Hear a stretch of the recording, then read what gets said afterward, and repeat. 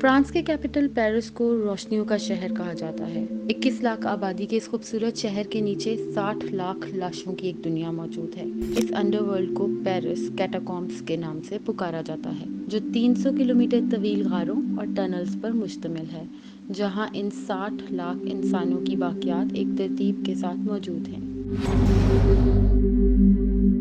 Roman ایرا کی بنی چونا پتھر کی کانیں جو انسانی باقیات سے بھری ہیں، یہ زیر زمین دنیا آج سیاحوں کے لیے کھلی ہے، لیکن 1950 تک یہاں آنے کی اجازت کسی کو نہیں تھی، جبکہ کئی افراد جو ان غاروں میں گئے اور رستہ بھول گئے، جس کے بعد انہیں کبھی دیکھا نہیں گیا۔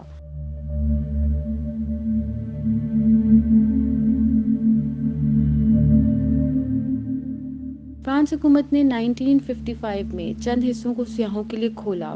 بڑی دیر تک یہاں پر بھوتوں کے پائے جانے کی کہانیاں بھی مشہور رہیں، لیکن 1970 اور 80 کی دہائیوں میں فرانس کے سیاحوں کا ایک گروپ جو خود کو کیٹافلز کہتے تھے، ان غاروں کے خفیہ حصوں کو دریافت کرنا شروع کیا اور وہاں پر ایک ایمفی تھیٹر بنایا جس میں ایک سینما اسکرین، پروجیکٹر اور چند سیٹیں لگائیں۔ اس کے علاوہ انہوں نے ایک بار اور ریسٹورینٹ بھی بنایا تاکہ ان کا گروپ جب چاہے یہاں آ کر لطف اندوز ہو سکے۔ 300 کے قریب کیٹافلز ہر ہفتے یہاں جمع ہوتے، لیکن کسی بھی غیر ممبر کو یہاں آنے کی اجازت نہیں تھی۔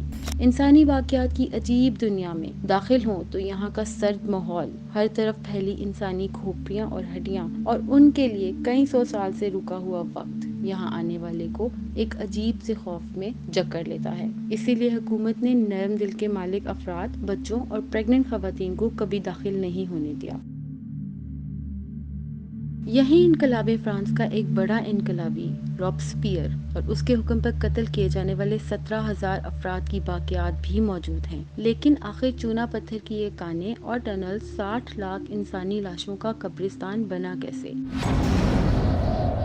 در حقیقت پیرس شروع سے ہی بڑھتی آبادی کے دباؤ کا شکار رہا۔ اس کے قبرستان شہر کی دیواروں سے باہر بنائے گئے تھے، لیکن جیسے جیسے آبادی بڑھی، شہر سے باہر نئی تعمیرات کا آغاز ہوا۔ آبادی کے بڑھنے اور تعمیرات کے پھیلاؤ سے اندرون شہر کا سیوریج کا نظام بھی خراب ہوا۔ 1763 میں فرانس کے بادشاہ لوئی 15 نے قبرستانوں کو ختم کرنے کا فیصلہ کیا، لیکن چرچ کی مخالفت پہ ارادہ ترک کر دیا۔ تاہم 1780 میں ایک ہوٹل کی دیوار گری تو اس کا تہہ خانہ انسانی ہڈیوں سے بھر گیا۔ اس کے بعد پیرس کے تمام قبرستانوں سے انسانی باقیات کو نکال کر چونا پتھر کی کانوں اور ٹنلز میں منتقل کرنے کا حتمی فیصلہ ہوا۔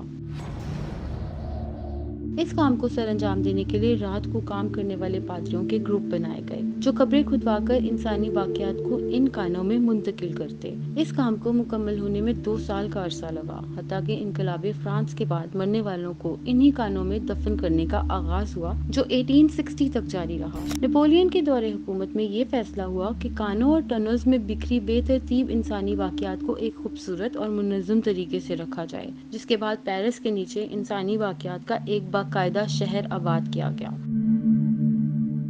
آج یہ پیرس کیٹاکومبس اس شہر کے مشہور جگہوں میں سے ایک ہے، جس پر ہر سال 5 لاکھ سے زائد ٹکٹ فروخت ہوتے ہیں، لیکن ایک وقت میں صرف 200 افراد ہی اس کے اندر موجود رہ سکتے ہیں۔